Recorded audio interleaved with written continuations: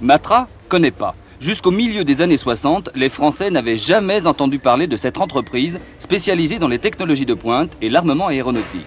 Mais la course va la faire connaître dans le monde entier. Nous avons d'abord mis au point l'automobile, le châssis, en fait, c'est une monocoque et je crois que les pilotes les meilleurs du monde entier s'accordent à reconnaître qu'actuellement, la monoplace Matra est, je ne veux pas dire la toute première, mais certainement parmi les premières. Jeune, dynamique, ambitieux et de surcroît gascon, Jean-Luc Lagardère, le PDG de Matra, est un homme pressé. Pressé de réussir, pressé de gagner. En 4 ans, il va former avec l'aide de son partenaire Elf une équipe qui va ramener le sport automobile français au sommet à l'issue d'une éclipse de plus d'un quart de siècle. Après les glorieuses pages écrites par Delage et Bugatti avant-guerre, les voitures bleues n'avaient en effet plus fait que de la figuration dans les Grands Prix, dominées par les rouges italiennes, les grises allemandes et les vertes britanniques depuis le début des années 50.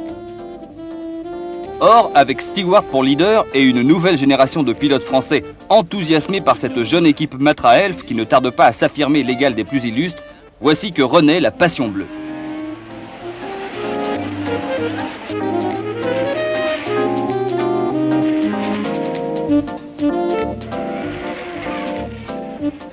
L'équipe Matra Elf accède à la Formule 1 en 1968. Aussitôt, elle accomplit des exploits de légende, comme au Nürburgring où Stewart surclasse tous ses adversaires dans des conditions de course épouvantables. Stewart, dès sa première saison au volant de sa Matra Elf, va frôler le titre. Et dans son sillage, Jean-Pierre Beltoise s'apprête à incarner le renouveau des pilotes bleus en devenant la figure de proue de la nouvelle vague.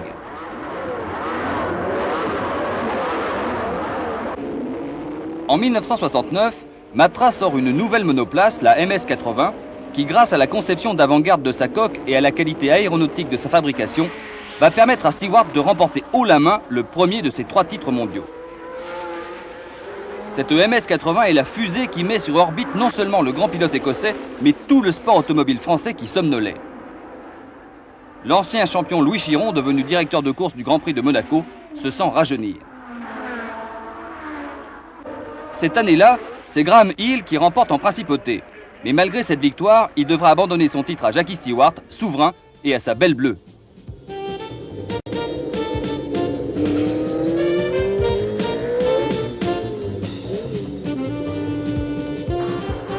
Face à l'élite des écuries et des pilotes de Formule 1, l'équipe Matra Elf crée la sensation en devenant championne du monde dès sa seconde saison de participation au Grand Prix. Soudain, la France a repris la place qui avait été la sienne pendant un demi-siècle, au plus haut niveau d'un sport dont elle fut le berceau.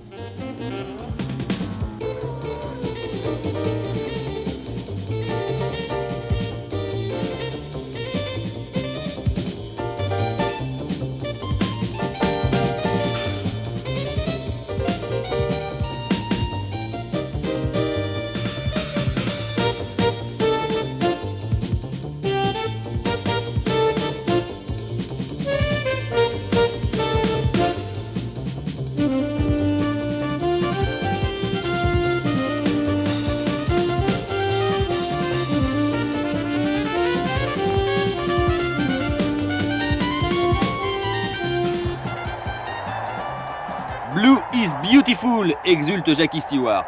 Comme le Concorde, l'association Matra-Stewart s'avère une prestigieuse réalisation technique franco-britannique.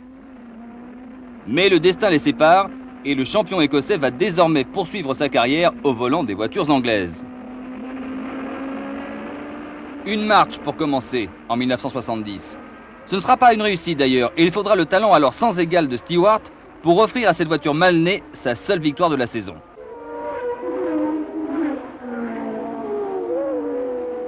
Toutefois, l'Écossais n'a pas complètement rompu avec la French Connection.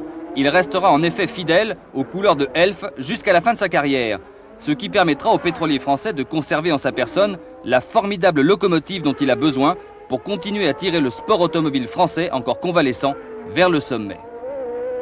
Le prestige de Jackie Stewart, le grand champion de la première moitié des années 70, est alors rayonnant. Pilote rapide bien sûr, mais surtout clairvoyant, possédant un sens tactique très sûr, allié à un style d'une grande finesse et un professionnalisme jamais pris en défaut. Jackie Stewart n'a peut-être rien d'un héros romantique, Mais il n'en va pas moins devenir l'archétype du pilote de Formule 1, à une époque où le sport automobile, du fait de l'arrivée de la publicité et du sponsoring, commence à subir une profonde mutation.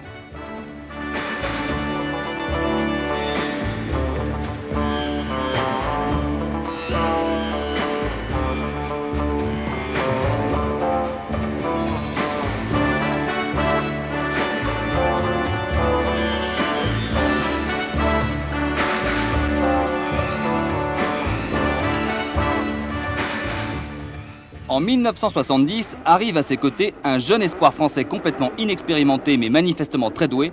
Il se nomme François Sever.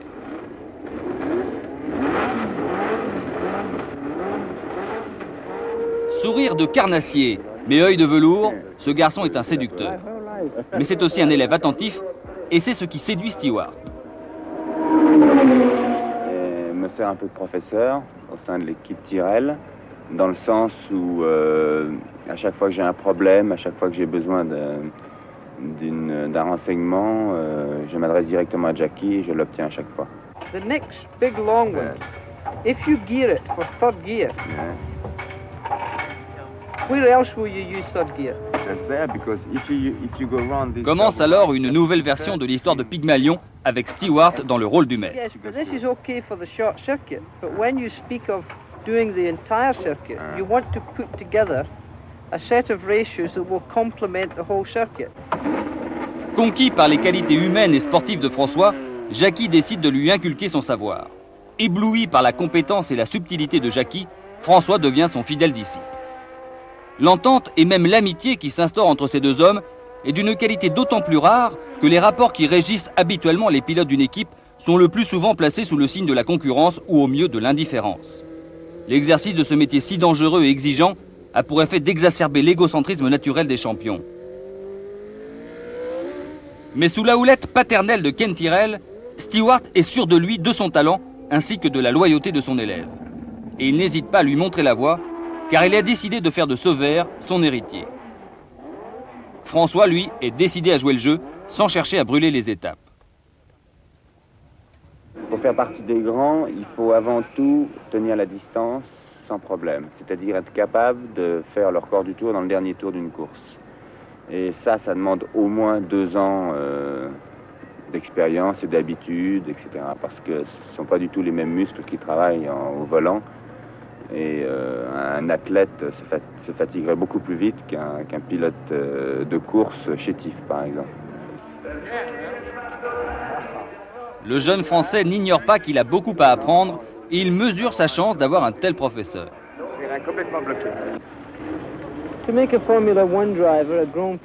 Devenir un pilote de Formule 1, ça ne prend pas longtemps. Mais l'important, ce n'est pas ça. Ce qui compte, c'est qu'une fois qu'on est pilote de Formule 1, il faut chercher à devenir un champion. Et ça prend quelques années. Au moins 3 d'après moi. Si un pilote fait profiter son expérience à un autre, ce n'est que d'abréger sa suprématie, parce qu'il est évident qu'un jour ou l'autre, parmi les jeunes pilotes de Formule 1 qui ont récemment accédé à la Formule 1, un jour ou l'autre, un de ceux-là arriveront à battre Jackie Stewart. Mais les rivaux de Stewart, au début de la saison 71, se situent chez Ferrari, Lotus ou McLaren et non au sein de sa propre équipe.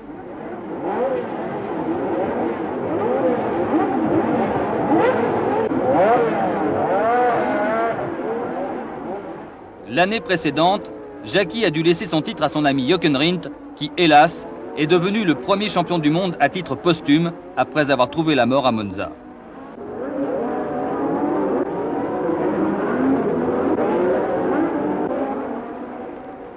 Mais en 71, Ken Tyrrell, ayant tiré les conséquences de l'échec de sa collaboration avec March, devient à son tour constructeur.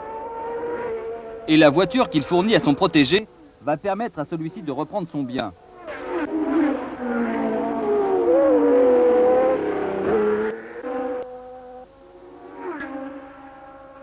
En enlevant 6 victoires, Stewart ceint sa seconde couronne mondiale.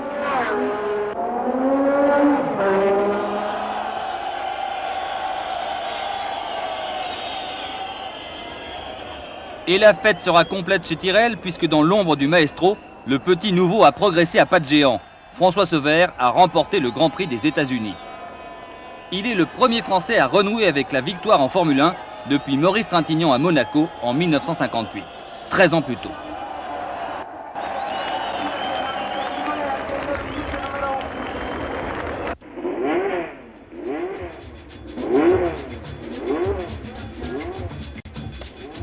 La saison 72 va être placée sous le signe d'une samba endiablée menée par le Brésilien Emerson Fittipaldi, au volant d'une des meilleures Lotus créées par le génial Colin Chapman. La Type 72 va être imitée par tous ses rivaux. Stewart, de son côté, éprouve des ennuis en début de saison. La Lotus, the Lotus. Small problem. Petit problème. Et puis la Tyrrell n'est pas au niveau de la Lotus cette année-là. Et en dépit de toute sa science, le double champion du monde ne réussit pas à contenir un rival qui s'affirme de grande classe. Le duel est sévère, acharné même, mais le Team Lotus domine.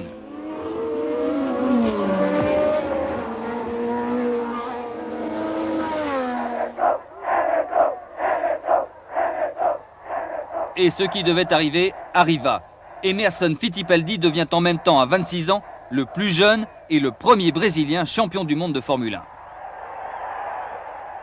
Stewart doit s'incliner, mais c'est surtout en raison de l'infériorité de sa voiture par rapport au diamant noir de Colin Chapman, qui a permis aux deux pilotes du team Lotus, Fittipaldi et le spectaculaire pilote suédois Ronnie Peterson, de faire la loi. Tyrrell n'a plus qu'à refaire sa copie. Il faut impérativement que le prochain modèle comble son retard sur la Lotus s'il veut que Stewart puisse reprendre le titre à Fittipaldi en 1973.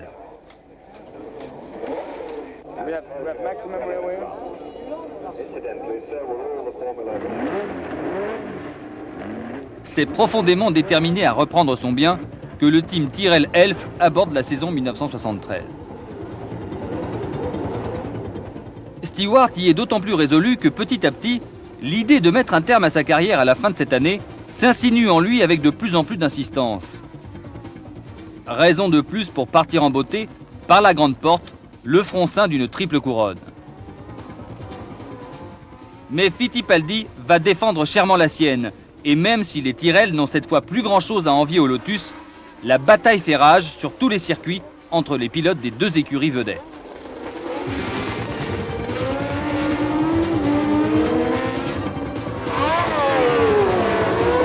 Stewart est au sommet de son art. Il est en pleine possession de ses moyens, jamais il n'a mieux conduit. Il est de la lignée des plus grands.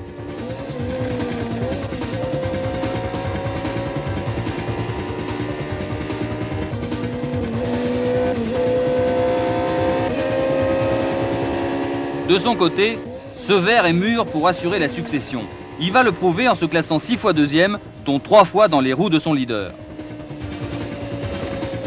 À commencer par Peterson, les autres ne se tiennent cependant pas pour battus, et les pilotes des Tyrrell doivent aussi attaquer à fond. Nobody's perfect, Stewart lui-même est parfois contraint à la faute. Mais c'est rare. Le plus souvent, ce sont les adversaires qui la commettent, comme ici Scheckter à Silverstone. Après moi le chaos, peut dire Jackie. Ou bien l'enfer, comme ici à Zandvoort, où l'infortuné Roger Williamson ne sortira pas vivant de cet effroyable brasier. Comme il est dérisoirement tragique, ce balai maladroit des sauveteurs impuissants.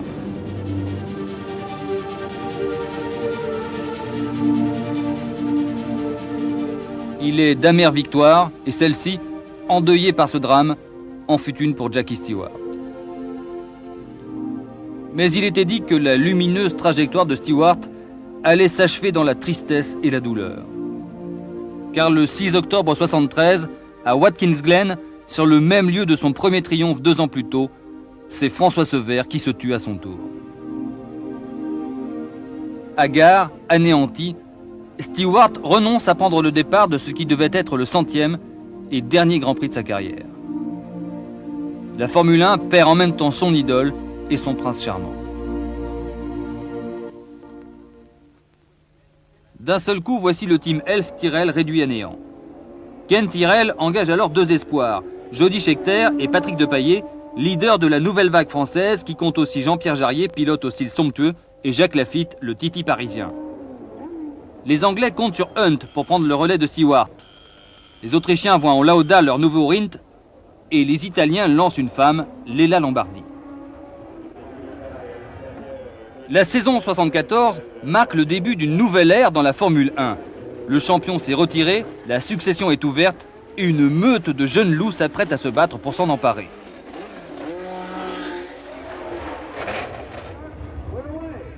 Côté écurie, Ferrari, qui court vainement après le titre depuis 10 ans, revient enfin au premier plan sous l'impulsion de Niki Lauda, pilote à la très forte personnalité, qui va imposer à ses Italiens géniaux et passionnés mais désordonnés une réorganisation d'une rigueur quasi germanique.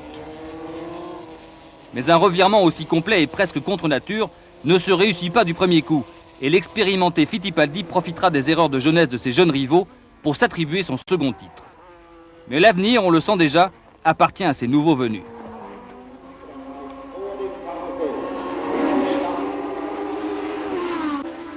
Scheckter, le Sud-Africain, est un diamant brut, une sorte d'anti-Stewart que Ken Tyrrell se met en devoir de façonner, tout comme Depailler, le timide, et l'antithèse du flamboyant Sever. Une 3e et 9e place au championnat démontrent leur potentiel, tout comme la victoire de James Hunt au Grand Prix de Hollande. Les 3 hommes ont pris date sous l'œil expert de Jackie Stewart, devenu commentateur à la télévision.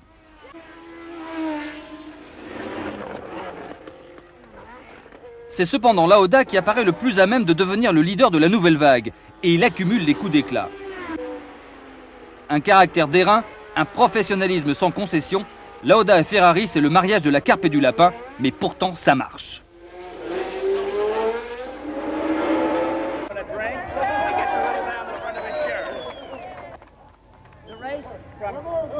« 1975, en Formule 1, le rouge Ferrari est mis.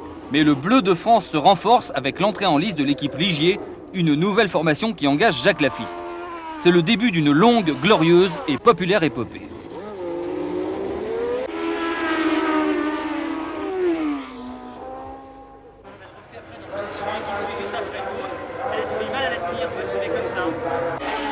D'abord propulsé par un V8 Ford, puis par le V12 Matra, la Ligier et Lafitte vont rapidement se tailler une place de choix au sein du peloton de la Formule 1. Jacques est un batailleur plein de panache en piste et un bout en train apprécié des médias qui en font leur chouchou. Dès lors, en dépit de résultats en dents de scie, l'équipe Ligier et son pilote deviennent un pilier des Grands Prix. Leur première victoire, qui se produira lors du Grand Prix de Suède en 1977, sera aussi la première acquise par une voiture de construction 100% française dans une épreuve du championnat du monde de Formule 1. 2 ans plus tard, Ligier engage une seconde voiture qu'il confie à Patrick Depailler. Cette fois, les Bleus, comme on les appelle, s'attaquent pour de bon à la course au titre. Lafitte et Depailler disposent en effet d'une monoplace très compétitive, dessinée par Gérard Ducarouge, un ancien de l'équipe Matra Elf. Mais le V12 français a été remplacé par un V8 Ford Cosworth. Ils attaquent la saison en fanfare et dominent largement tous leurs adversaires, en Argentine, puis au Brésil, où ils réaliseront le doublé. Chaque fois, Lafitte s'est imposé à Depailler, qui n'a pas encore pris ses marques dans sa nouvelle équipe. Mais la concurrence fait rage. À l'évidence, Ligier a pris un risque en introduisant un 2e coq dans son poulailler.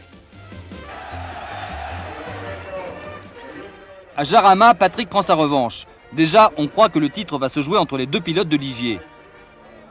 Hélas, tout va se détraquer. Erreur de pilotage, développement technique insuffisant, les Ligier vont se faire rattraper puis dépasser. D'autant que Depailler s'est gravement blessé en faisant du deltaplane et que X qui le remplace n'est plus dans l'allure. Le rêve passe. Jacques Lafitte ne sera jamais champion du monde. Pour conquérir ce titre si envié, certains ingénieurs ont imaginé des solutions audacieuses, voire insolites. C'est ainsi que Derek Gardner, le directeur technique du team Elf Tyrrell, avait présenté début 1976 une révolutionnaire monoplace à 6 roues qui fit sensation. Elle était dotée de 2 trains avant en tandem. Avantage escompté, ces roues étant de tout petit diamètre, la voiture pénétrait mieux dans l'air. Et comme il y en avait 4, la surface de contact des pneus au sol équivalait largement à celle de 2 roues de diamètre classique. L'idée était ingénieuse, mais elle imposait un sévère handicap de poids qui ne pourra pas être surmonté. La P34 à 6 roues remportera quand même des victoires et bon nombre de places d'honneur, mais elle sera abandonnée fin 77.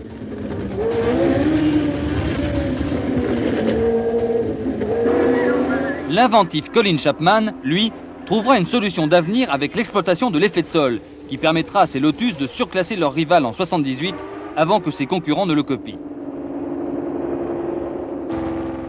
Gordon Murray, quant à lui, dota sa Brabham d'un aspirateur pour augmenter artificiellement l'effet de sol sous le châssis, mais celui-ci sera interdit par le pouvoir sportif comme potentiellement dangereux.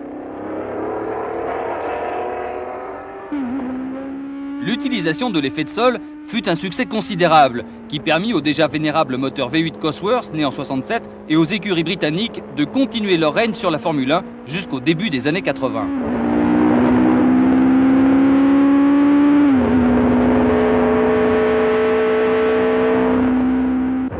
Mais dans les ateliers de l'équipe Renault Elf, une nouvelle révolution française se prépare. L'avènement en Formule 1 du moteur turbo. À partir de 1983 et jusqu'à la fin 88, les moteurs turbo enlèveront tous les titres et atteindront des rendements vertigineux. L'ère du turbo, un âge d'or qui a fait rêver le monde entier.